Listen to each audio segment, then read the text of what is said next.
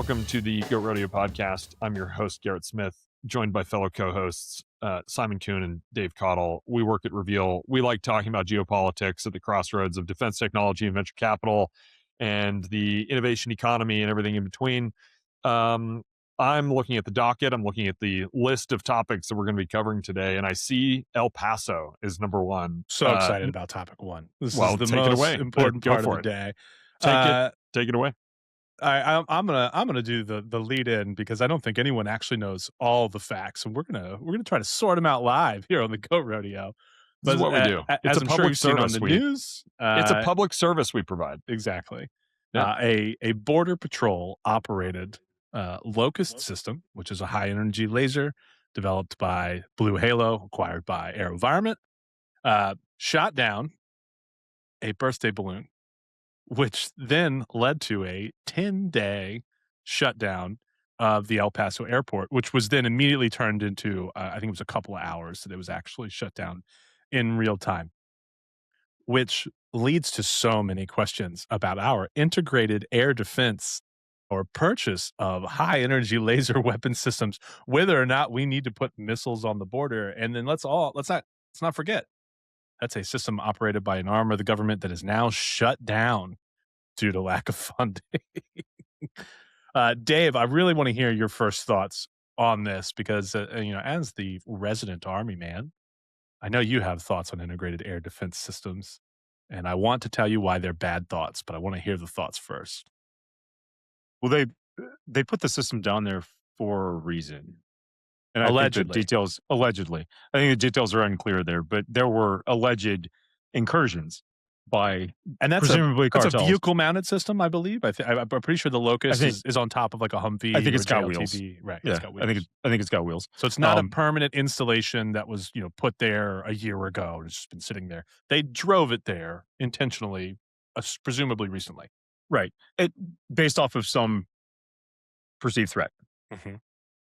So the problem here, my take is, we took a U.S. military high energy laser weapon that doesn't talk to or work with any of the other domestic things. Mm-hmm. Is not like FAA compliant ConOps, and we threw it at this problem. So and it knocked out a kid's balloon.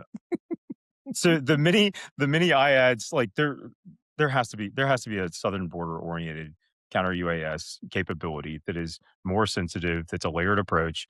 Like I just don't it has to be layered. It has to be fused track.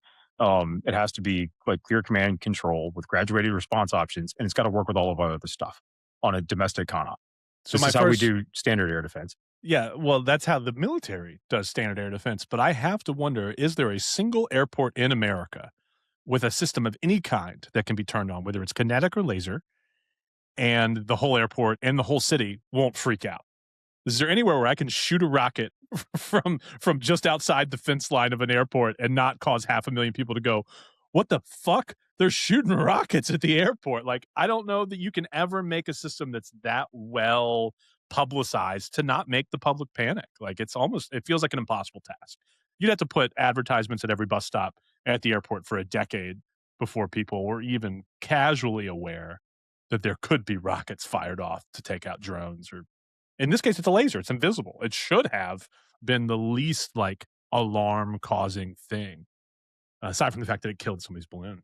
But the alternative is without graduated response options, like without any response options of any kind, the airports are going to get shut down. Like this is not going to get better; it's going to get worse. So here's my follow-up complaint to that.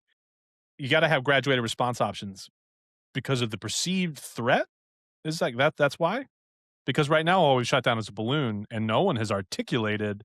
I have friends that care a lot about cartel activity and the southern border and people who are very educated on this thing. So I am a slightly more educated than average individual. You have friends on which side? On which side, Simon?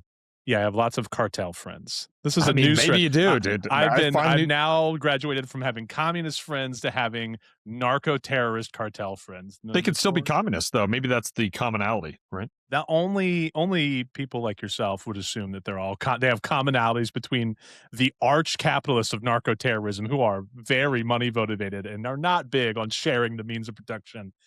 But anyway, the point that I was trying to make. Hey, dude, you got to fund the revolution somehow, Simon. You got yeah, strange bedfellows, right? Yeah. That's exactly why we fund ISIS.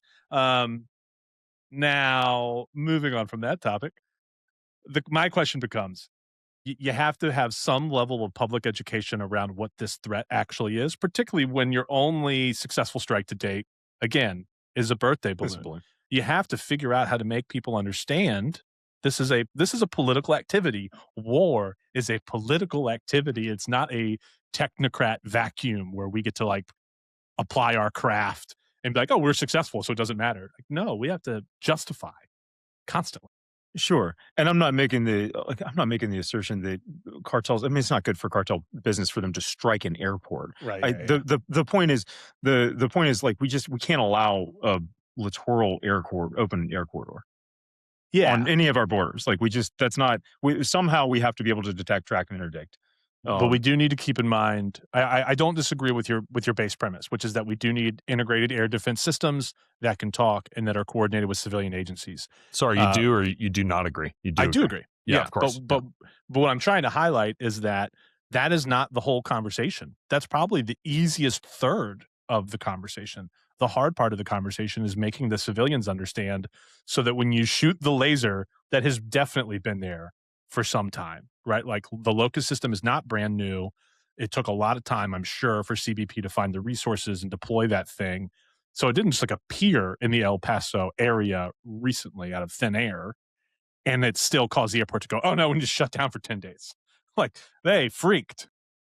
So apparently in January or February, I'm just looking at some news here, there was a transfer of the military grade laser technology from DoD, I think via the Joint Interagency Task Force Counter Cartel, JITFCC, which I think is a thing. Yeah. I'm not sure if that's part of JITF North or if it's something. I don't know what. Right, new admin. So they transferred the laser weapon technology to CBP. So I don't think the CBP found the money somewhere. This is a military piece of hardware that was transferred to CBP for their use along the border in a counter cartel mission set. I think that reinforces my point, right? The easy 1/3 is moving this equipment into place and transferring it amongst the entities designed to defend the border and the homeland. The hard part is making the community aware and understand and be prepared for, hey, we might have to shoot drones down sooner rather than later. This is real and this is on your, like, we're not really doing any of that work, it doesn't feel like. I don't know. DHS cut one of the fastest contracts they ever have for counter UAS type solutions. I mean, historically, DHS moves really slow, and whatever's happened, transpired on the southern border with cartels in the UAS over the last 6 months, got them moving, procuring things, testing things, and buying things. So, like, at least the Department of Homeland Security recognizes there is some credible threat with time pressure. We'll see. I mean, we'll see. So let's transition topics to recent activities with Canada. Our other neighbor. Yeah, our other neighbor. Yeah, neighbor to the north. So Mark Carney, I think the current prime minister. Yes. Announced Canada's first ever defense industrial strategy, or I think it's their first ever, which is a multi-billion-dollar investment that they signed up for defense procurement and industrial capacity building, which intends to trend them towards their historically sort of underspent 2% goal. And this is particularly intriguing to me because we have a team in Canada right now, and that team is responding to the frequency and urgency of technology or capability orders has increased from Canada. They've been a great customer for defense capabilities, but their urgency and frequency by which they're procuring things has increased dramatically. Yeah, I think there's two headlines here, right? Which is a lot more Canadian defense spending, but just as big is the buy Canadian mandate. Right? Like we're seeing not only this desire to spend money, but very aggressively and explicitly, they want to buy Canadian stuff now. That's what the politicals are saying. I think it's kind of funny that the Europeans, the Canadians, and others are acting like seriously aggrieved when the United States kind of forces them in some ways to stand up and provide for their own defense and onshore or reshore a bunch of the defense industrial base for those places.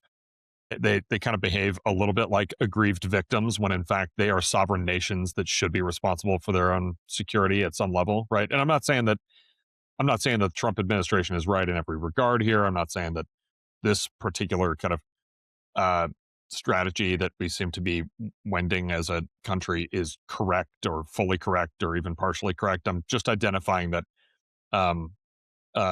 these are sovereign nations. Grow up, like good for you, Canada. Like join the community of adult nations. I think that slightly underplays the value proposition that America has sold its allies for decades, literally post World War II. The promise was that we were going to do the majority of this. So there is let's not pretend there isn't a course correction happening. Hold on though, just purely on NATO requirements or commitments for percentage of GDP defense spend.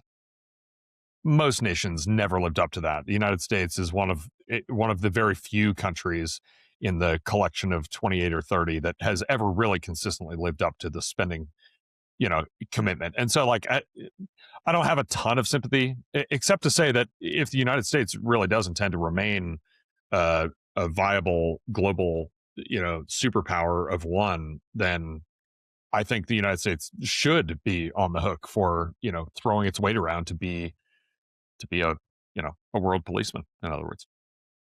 Yeah, I mean, I think that without crunching the numbers, the U.S. has certainly been the leading proponent of international intervention in the post-NATO world. So that comes, in my mind, that comes with a certain amount of responsibility as well. Like, yeah, we're the one who's always raising the alarm bell of everybody get off your ass. We're going to X, Y, or Z country. I'm not surprised at all to find that we were footing the majority of that bill. But I agree with your overarching point though, which is how do you push back against bandwagoning activity? This is not a new set of challenges. This is the problem of alliances always and forever. The reason members of the alliance don't pull their weight is because one of them is pulling more weight than everybody else. Which means we also need to internalize, as we pull less weight, they will pull more and they will have a bigger say in what happens. We're no longer going to be able to lead it around by the nose if we're no longer, spending the most and leading the charge all the time. I do think that it's encouraging that the Canadians are finally this year on track to meet the 2% of GDP, NATO spending threshold. $6.6 billion defense industrial base reinvestment strategy. Just compare that against the $1.5 trillion that Trump wants to spend in the United States. Good. I'm glad Canada's doing this. I really am. I truly am. And I'm sorry to poke fun. I'm gratified that Prime Minister Carney has indicated that sometime around 2035 they might meet the 5% threshold. So good for you, Canada. Good for you. I think the irony is that despite everyone cranking up their 2%, America will actually not lessen its burden on defense spending. It's going to increase its defense spending by 50%. Sure. You have to if you have to be able to afford American-made stuff, you got to ramp up the spending, right? Yeah. There's another one on this thread. Japan also it's got reveal employees traveling around the globe. Japan is heating up as well in a similar way. I don't think it's exactly the same as Canada. Canada is looking to build out its industrial base, homegrown. Japan has more of a temporal existential threat looming, and doesn't necessarily intend to grow their organic industrial base, but they are very serious. And Japan seems to be one of the few places right now that's both increasing their defense budget, rewriting policy or modernizing their policy and procurement, and that's it's heating up in Japan. Yeah. And we for one are taking it very seriously, right? Because Japan, who already spends more on defense, is also committing to spend even more, but with, as far as I can tell, almost no sovereign, it must be built domestically guardrails, unless you guys have seen otherwise. No, I haven't. And that kind of makes sense. They're an import economy, right? They don't have a lot of domestic, natural resources. They have to go off island, in other words, to to procure. And I there's think some that urgency. I do think that that's one of the few alliance structures that has not been stressed or put under stress by the Trump administration. I think that is that's an economy and a nation with a kind of a retooling defense apparatus that is definitively on the front lines with China, our main kind of competitor, especially in Bridge Colby's world, the only one that matters. And they've been retooling the defense force to be, more of a force projection type military over the past many years. So I think that in terms of reading the trend lines, comparing Japan with NATO countries that were much more kind of like low spending, America reliant, the Japanese have been retooling in the way that I think the Trump administration would have preferred they do for many, many, many years. So I think they've just kind of like been on the same track. They've been on the same wavelength for a while. Hence, they're not coming under the same kind of direct stress from the Trump administration that other nations are. And again, they're on the front lines, right? This is the first island chain right off the China coastline. So I think they are feeling it, the urgency in a way that other nations just for some reason aren't. I don't really get the NATO thing. Russia's right there and is actively attacking a neighboring country. So I don't really understand why there isn't more urgency in NATO. But yeah, that's the European Union. That's the European Commission. Okay. Should we talk APFIT? I think APFIT's a big item kind of on a lot of defense technology companies' radar. I think it's been in receipt of a increased mandate, scope, and budget. It's an important kind of way to accelerate adoption, especially in off years before the palming process delivers budget and resources to new innovative adoptions within the programs managed by the department. What's on your radar for the APFIT program, Dave? Yeah, so they've expanded the program, more budget, more twice a year, big awards. I think it's somewhere between $20 and $50 million type awards to launch across that sort of value add death situation. The acronym is Accelerate the Procurement and Fielding of Innovative Technologies. So this is an OSD R&E program that's been, I think, pretty successful, or at least perceived to be successful. The big news on AppFit is they've now opened it up for software solutions, which has not been the case previously. It had to be a hardware type capability. They weren't doing procuring software licenses or investing in software development. That's changed. This open cycle of AppFits right now has $75 million set aside for either the procurement of software licenses or the development or finishing of relatively mature software solutions. And that's interesting to a whole variety of like software vendors and VC-backed software startup type folks. It's also really interesting to all of the program managers across the DoD that have had a pet project or a software capability that they thought provided a lot of value.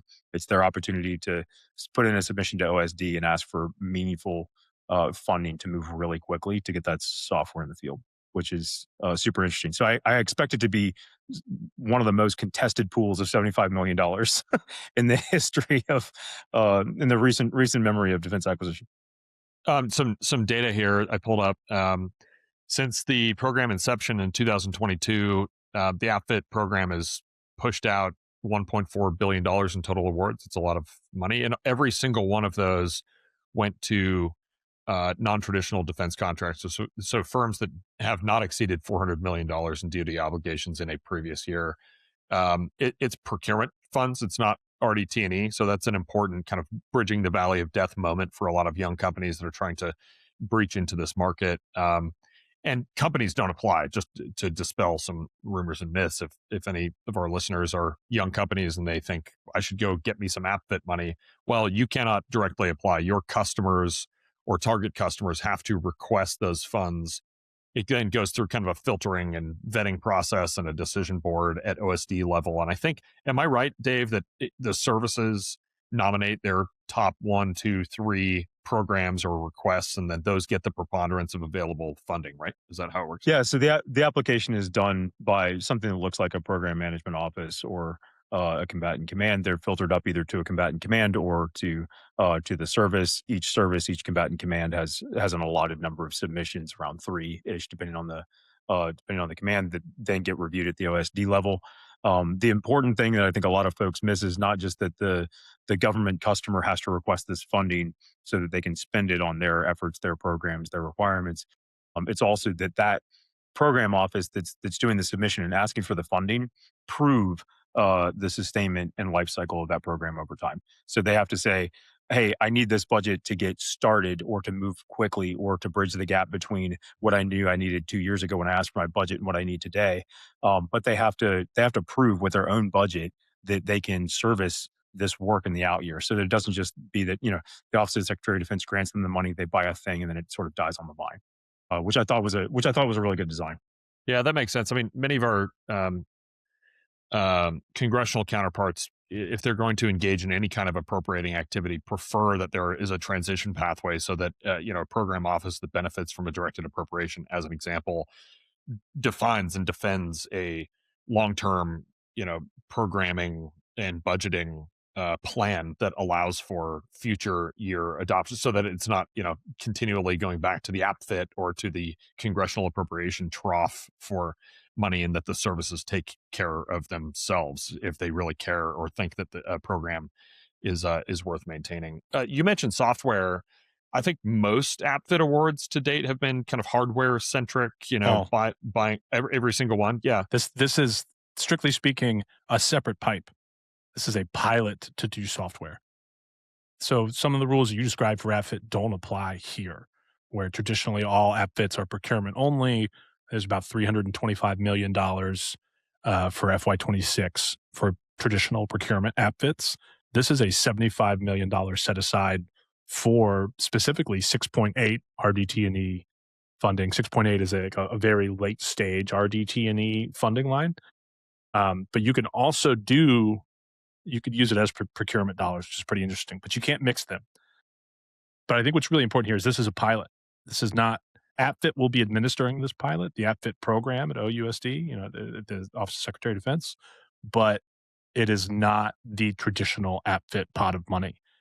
So it could go really well, and maybe we see it get opened up. But I think to Dave's biggest concern is this is going to be a very contested $75 million pot of money, because software companies cannot go after the bigger pot of $325 million. They have to stay inside of these pilot rules of submission. Yeah. Well, if it's a pilot, does that mean that they intend to expand in future APFIT years, provided the pilot performs? I'm expecting, just the way that any government program, when it succeeds or it hits the metrics, it always gets plussed up, right? Even if it's I would imagine it's not a plus up though. It's just incorporation into the APFIT pot of money, right? You've already got a big APFIT pot of money. They're just scared to let software guys come in and steal all of that money. So I think what they're really testing is the guardrails that they apply on software with a special little pot. And it may be hard to measure success here, honestly. Oh, yeah. Well, gents, this was intended to be a rapid fire, short form Goat Rodeo podcast. I think we're going to deliver that. I've got a hard stop here in a moment. I will just say, Simon Kuhn and I and many of our Reveal cohort are heading out to Palm Springs this weekend to attend the Creative Disruptors in the Desert event, which occurs on an annual basis, and it's going to be a good time. Lots of senior DOW folks and congressionals and thought leaders and investors and young companies like ours out there to change the trajectory of defense innovation and defense innovation uptake. Simon, any notes ahead of jumping on a plane going to Palm Springs? The weather does not look good, by the way. I haven't looked. I'm just going to hope for the best. I like to do all this with just a childlike sense of wonder and a notebook and just see what happens. So I think it's going to be great. It was great last year. I'm looking forward to it this year. Yeah, I've noticed that you wander around some of these event halls with a childlike sense of wonder on your face. Targets of opportunity is probably another way to describe it. It's going to be a good event, and we will report back next week. Thanks, everybody. Sorry for a short form, quick burst, but we'll be back next week with more snark and banter. And wish you all well. Adios.